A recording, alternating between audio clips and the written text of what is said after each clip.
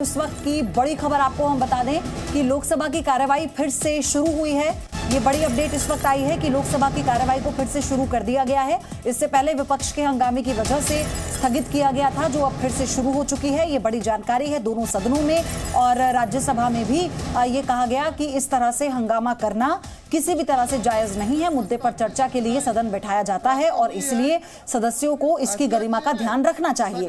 और अब आपको ये अपडेट बता दें कि लोकसभा की कार्यवाही फिर से शुरू हो चुकी है। सभा पटल पर रखे जाने वाले लोकसभा की कार्यवाही फिर शुरू हो चुकी है। ये इस वक्त का बड़ा अपडेट आपको दे दें। लोकसभा की कार्यवाही फिर से शुरू हो चुकी है, जिसकी हंगामे के चलते दोनों सदनों की कार्यवाही को स्थगित किया गया था, लेकिन अब लोकसभा की कार्यवाही फिर से शुरू हो चुकी है।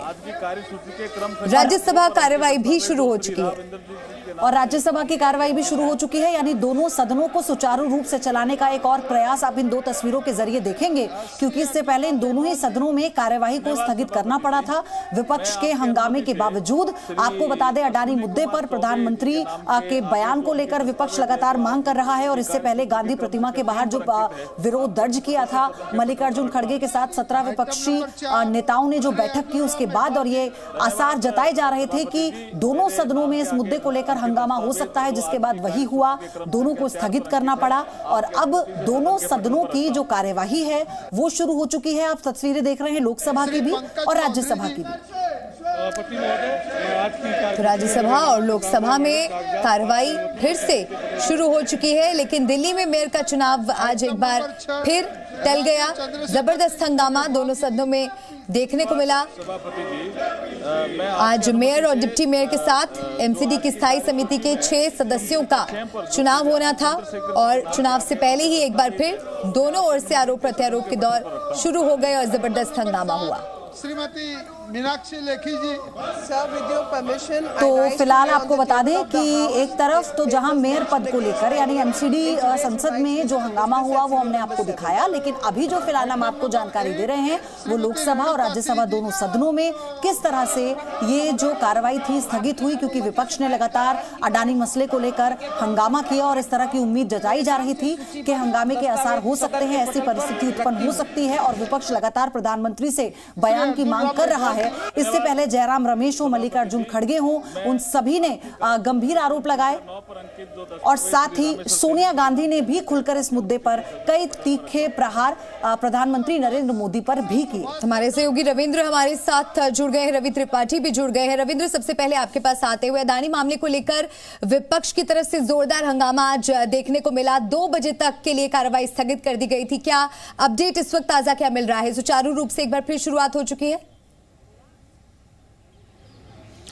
देखिए, अब जो सरकार के सूत्रों से हमें जानकारी मिल रही है थोड़ी देर पहले, उनका कहना है कि जो विपक्ष से हमारी बात हुई है, शायद पहले तो ये लोग तैयार थे कि 2 बजे से हम चर्चा शुरू करेंगे, लेकिन उनमें आपस में ही एकजुटता नहीं है और खासकर आम आदमी पार्टी और टीआरएस ये दोनों चर्चा के लिए विरोध कर रही है। लेकिन जो टीएमसी है वो चाहती है कि चर्चा हो। सरकार का भी कहना है कि जो भी मुद्दे हैं उस आप राष्ट्रपति का अभिभाषण में आप चर्चा कर सकते हैं, लेकिन जिस तरह से हंगामा हो रहा है, एक महिला जो राष्ट्रपति, एक आदिवासी राष्ट्रपति है जिनका पहला अभिभाषण हुआ था इस सदन में, उसका अब विरोध कर रहे हैं। जानकारी आ रही है कि राज्यसभा को स्थगित कर दिया गया है और ये कब तक के लिए किया गया है अभी तय नहीं है।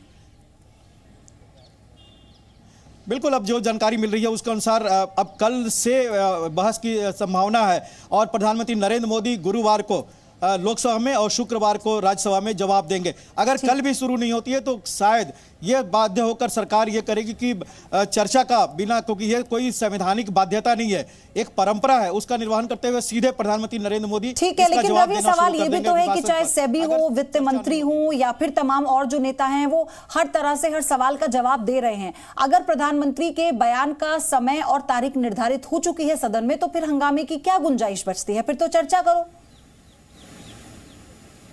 नहीं, देखिए, उसमें प्रधानमंत्री के जवाब का जो तिथि था पहले 7 तारीख था, फिर 9 तारीख था, लेकिन अभी तय नहीं हुआ है। ये हम लोग कयास लगा रहे हैं कि थर्सडे को हो सकता है, फ्राइडे को हो सकता है, क्योंकि सदन जो है 10 तारीख तक ही चलना है। हालांकि 13 तारीख तक की डेट है इसका कि 13 फरवरी तक सदन चलना है, लेकिन जो बीएससी में फैसला हुआ था विपक्षी दल उसमें शामिल होते हैं कि 10 तक शायद सदन चले, उस दिन खत्म हो जाए। तो 10 तारीख के हिसाब से माना जा रहा है कि 9 तारीख को लोकसभा में रिप्लाई देंगे पीएम और 10 तारीख को राज्यसभा में रिप्लाई देंगे पीएम।